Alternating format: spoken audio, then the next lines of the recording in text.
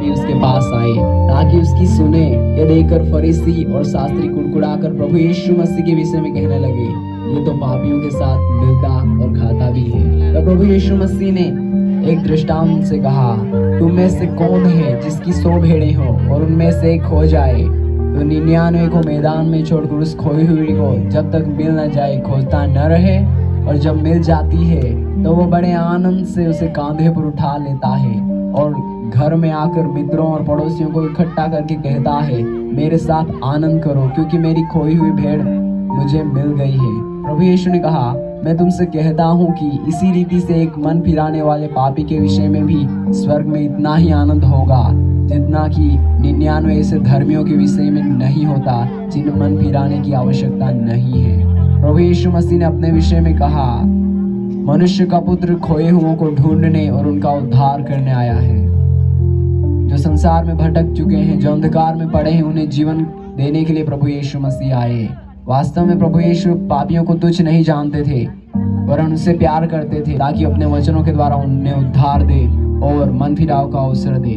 Bible के मुताबिक दुनिया में 2 तरह के लोग हैं, खोए हुए अर्थात वो जो प्रभु यीशु मसीह को नहीं जानते, जिन्हें सत्य के वचन प्राप्त नहीं हुए, जिन्हें अनंत जीवन का समाचार नहीं मिला है, जो सच्चे परमेश्वर को जो स्वर्ग में है नहीं जानते। और दूसरा पाए हुए, वे जो प्रभु यीशु को जानते हैं, जो परमेश्वर का ज्ञान रखते हैं, जिन्हें सत्य का समाचार मिला है, जो अनंत जीवन के भागी होंगे। इसी दृष्टांत के समान प्रभु यीशु मसीह ने लूका की किताब अध्याय 15 में कुड़ाए पुत्र का दृष्टांत दिया, जहाँ पर एक व्यक्ति के 2 पुत्र होते हैं। छोटा अपने पिता से संपत्ति मांगकर विदेश को चला जाता है और कुकर्म करके वो सब कुछ उड़ा देता है और उस देश में अकाल पड़ता है और उसकी दशा बिगड़ने लगती है और बाद में वो पश्चाताप कर अपने पिता के पास लौटता है। इसी दृष्टांत को हम आज इस ड्रामे के द्वारा देखने जा रहे हैं।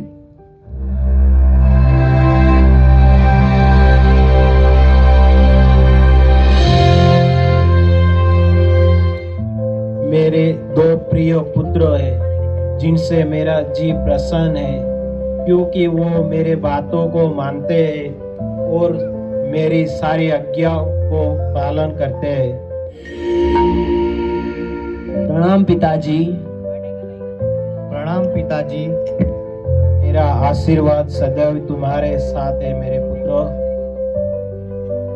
एक दिन उस व्यक्ति के छोटे बेटे के मन में बुराई की ओर से एक ख्याल आया और उस ख्याल ने उसकी सारी जिंदगी ही बदल दी।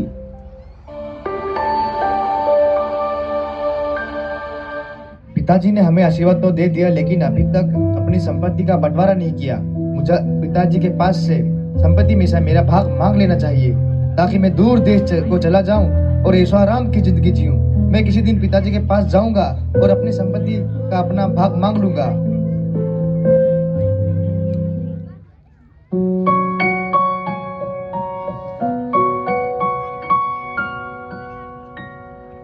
आज पिताजी अकेले हैं, यही सही समय है कि मैं अपने पिता के पास जाकर अपना भाग मांगने की बात करूं।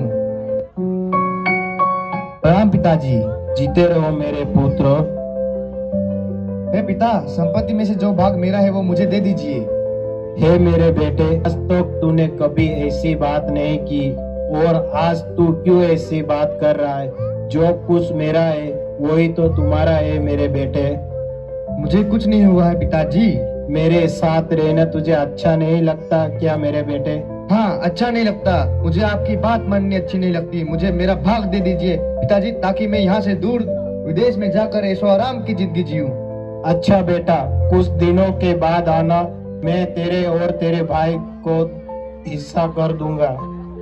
ठीक है पिताजी। 5 दिनों के बाद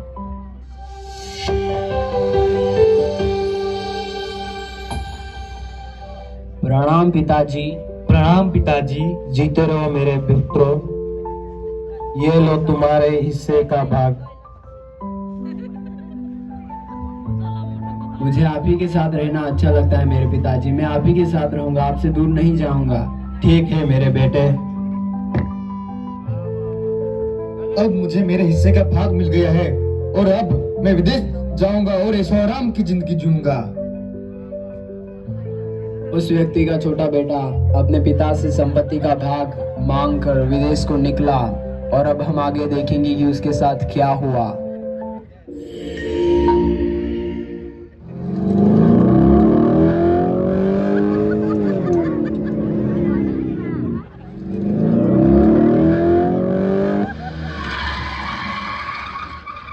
बोला था ना सीट बेल्ट बांधने को।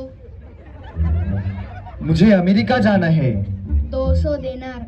ये लो। बैठ जाओ। अरे ये क्या है? मैंने तो टू व्हीलर पे हेलमेट देखा था, मैंने पहली बार फोर व्हील पे हेलमेट देखा है। ये कार नहीं रॉकेट है, रॉकेट के माफिक चलती है, इसलिए हेलमेट पहना है। ये लो सीट बेल्ट। अरे ये क्या है? ये तो पजामे का नाड़ा है।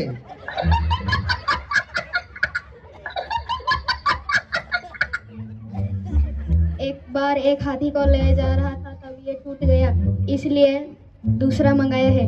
अच्छा चलो।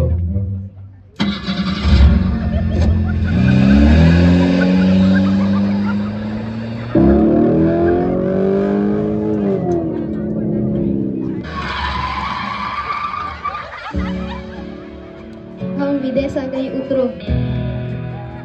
ठीक है, विदेश तो आ गया, लेकिन मुझे अपने साथ रहने वाले मित्र ढूंढने पड़ेंगे ताकि मैं अच्छे से यहाँ इस विदेश में रह सकूं।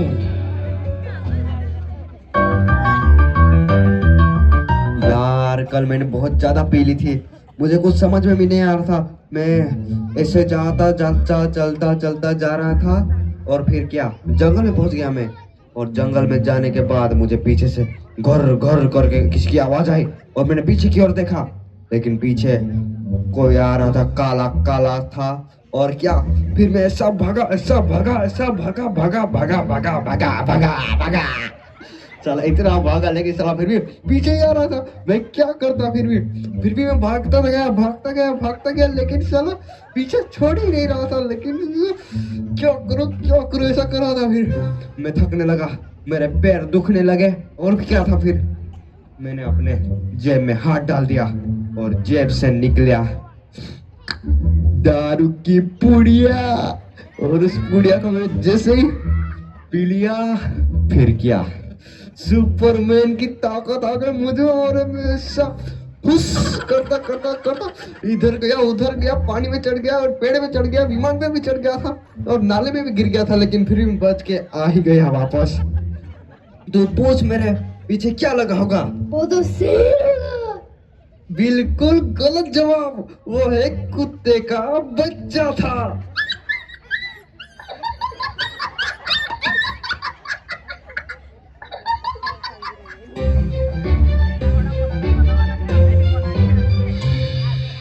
यार तुम दवा लाया क्या? हाँ मैं लाया हूँ, बैठना इधर। ले निकाल अपना, ये ले गिलास निकाल। रुक उसमें थोड़ा ज्यादा है, डाल दे इसमें। हाँ, ऐसे लोगों को तो बहुत अच्छा लगता है। मजा आ गया साला। यार बहुत दिन हो गए हैं, कोई अमीर बकरा नहीं मिला जो हमें खिला पिला सके। आज तो हमारे पास चखने के भी पैसे नहीं है। वो देख कोई आ रहा है। और छुपा इसे छुपा। अरे भाई साहब, यहाँ रुकने के लिए कोई जगह मिलेगी क्या? हाँ है ना, हमारे घर में आपके रुकने की बहुत जगह है। अरे आपका ही तो इंतजार था इतने दिनों से। आप कहाँ थे इतने दिनों से? कुछ नहीं भाई साहब, अपने बाप से संपत्ति का भाग लेने गया था। चलो अच्छी बात है, आपके पास पैसे तो है ना?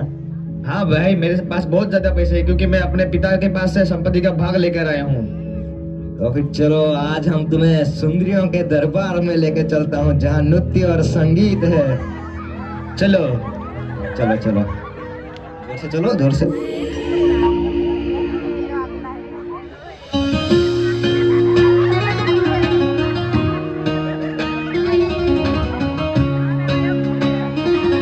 सुंदर सुंदरियां डांस कर रही है। मुझे भी इन लोगों के साथ डांस करने का मौका मिला है। चलो मैं फायदा उठाऊं। उठा पैसे उठाओ।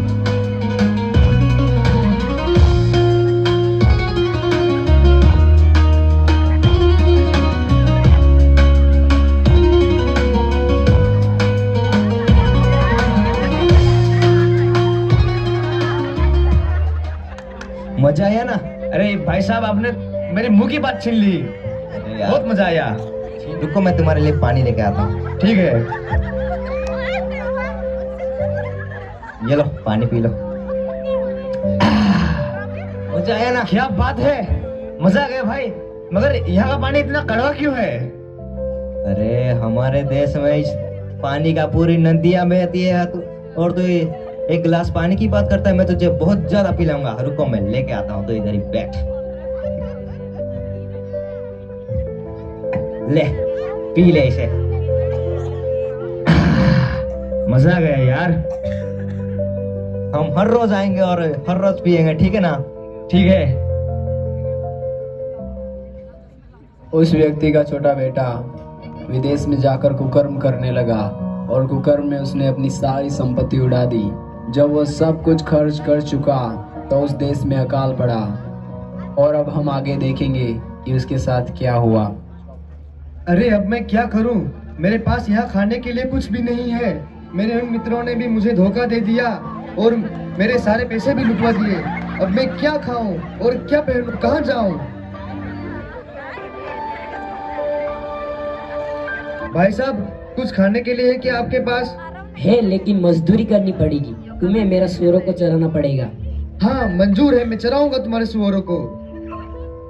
ये लो, दिल बहलाने के लिए बजाया करना। लेकिन एक बात सुनो, ये इस सुअरों के सामने मत बजाना, क्योंकि इस धुन को सुनते हुए ये लोग पैदा हुए हैं। ये सुनते ही नाचने लगते हैं। और ये क्या है, चूहे जैसे दिख रहा है? एक दिन ये चर रहा था ना, तब इसने चूहे खा लिया था, इसलिए चूहे जैसा हो गया ये।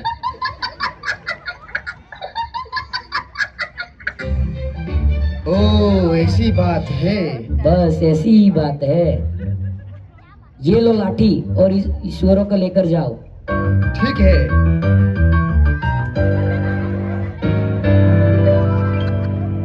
अरे यार, मालिक ने तो बोला था कि ये गाने की धुन सुनते ही नाचने लगेंगे, लेकिन ऐसा कैसे हो सकता है? अब मैं इन सुअरों के सामने बजा के देखता हूँ क्या ये सच में नाचते हैं या नहीं। Bluetooth mode paired.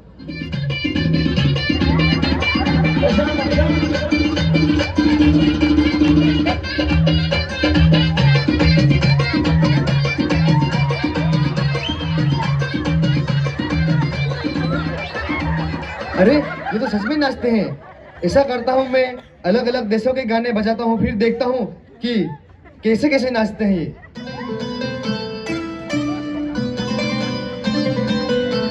अरे यार, पहली बार ऐसी सुअरों को देखा है जो अलग अलग धुन पर नाचते हैं। अरे यार, एक बार पॉप सॉन्ग बजा के देखता हूँ।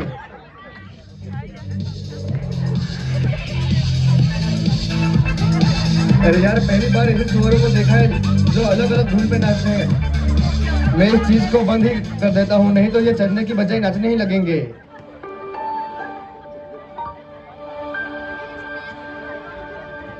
मैं तो इन्हें चराकर थक गया हूँ और अब मुझे भूख भी लगी है। मालिक ने तो बोला था कि खाना खिलाऊंगा, लेकिन उसने भी मुझे खाना नहीं दिया। कोई मुझे यहाँ इस देश में खाना नहीं दे रहा है, मैं क्या करूँ? अरे आगे के गांव में कुछ लोग दिख रहे हैं, उनसे पूछता हूँ शायद खाने के लिए कुछ मिल जाए।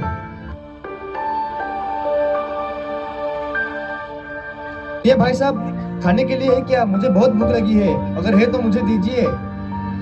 खाना नहीं है, दोबारा भीख मांगने के लिए मत आना। अरे यार, कोई मुझे इस देश में खाना नहीं दे रहा है, मेरी हालत बिगड़ती जा रही है। अब मैं क्या खाऊं?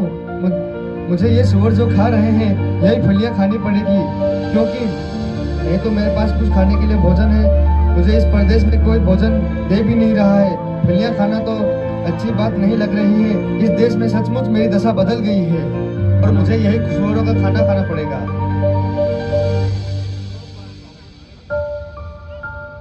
इस देश में सचमुच मेरी दशा बदल गई है। जब उस मालिक का छोटा लड़का इन बुरे और बदतर हालातों से गुजरा, तब वो अपने आपे में आया और अपने पिता के पास फिर जाने का निर्णय किया।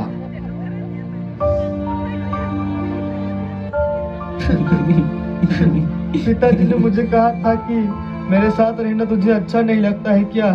तब मैंने ही कहा था कि आपके साथ रहना मुझे अच्छा नहीं लगता। मैंने ही कहा था कि मुझे आपकी बात माननी अच्छी नहीं लगती। पिताजी ने कहा था मदिरा पान करना, बुरी स्त्रियों की संगति न करना, धर्म का काम करना और बुराई से दूर रहना। तब पिताजी ने यह भी कहा था कि मुझसे अलग रहकर तुम कुछ नहीं कर सकते, तो भी मैंने उनकी बातों का विश्वास नहीं किया और लोभ मोह और अहंकार में फंसकर यहाँ इस देश में आ गया।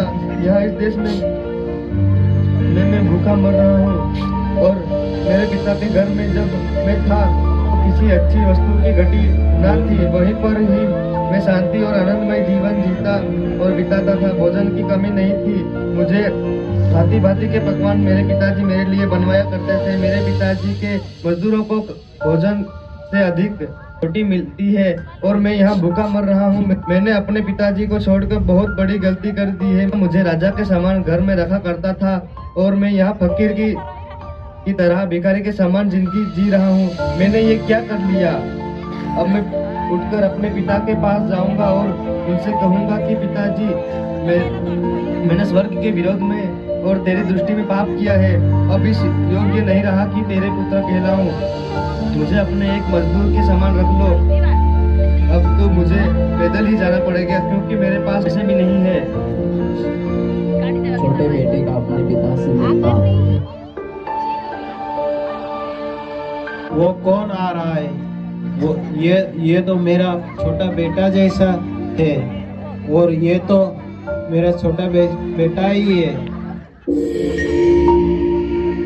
पिताजी, मैंने स्वर्ग के विरोध में और आपके विरोध में पाप किया है और अब मैं इस योग्य नहीं रहा कि तेरा पुत्र कहलाऊं। तू मेरा पुत्र है, तू कल भी मेरा पुत्र था, आज भी मेरा पुत्र है। मैं तुमसे बहुत प्यार करता हूँ मेरे पुत्र। झट से अच्छे वस्त्र निकाल कर उसे पहनाओ और उसके हाथ में अंगूठी और पाँव में जूतियाँ पहनाओ और बड़े भस के तैयार करो ताकि हम खाए और आनंद मनाए, क्योंकि ये मेरा पुत्र मर गया था, फिर जी गया और खो गया था, अब मिल गया है।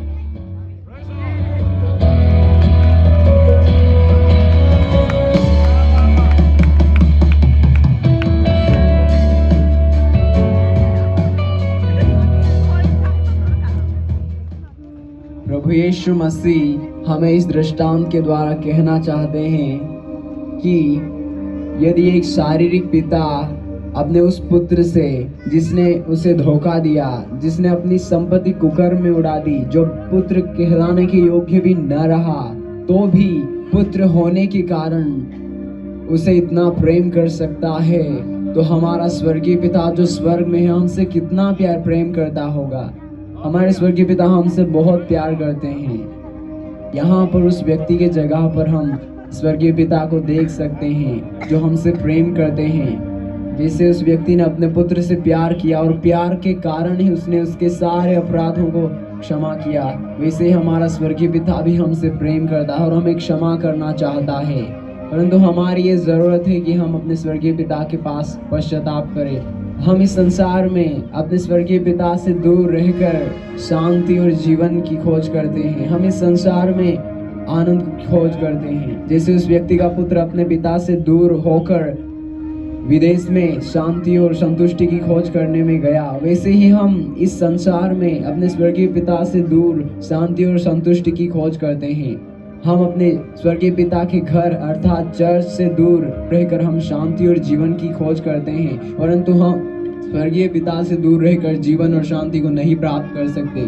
सच्ची शांति और संतुष्टि केवल हमारे स्वर्गीय पिता के पास है जो हमें देते हैं। हमारी जरूरत यह है कि हम अपने पिता के पास जाएं, दिल से पश्चाताप करके हम अपने स्वर्गीय पिता के सन्मुख आए। स्वर्गीय पिता हमें पापी नहीं कहेंगे, स्वर्गीय पिता हमें तुच्छ नहीं जानेंगे, वो हमसे बहुत प्रेम करते हैं। इसलिए प्रभु यीशु को उसने हमारे लिए भेजा ताकि वो अपने बलिदान के द्वारा हमें वापस से उस स्वर्गीय पिता से जोड़ दे जो स्वर्ग में है।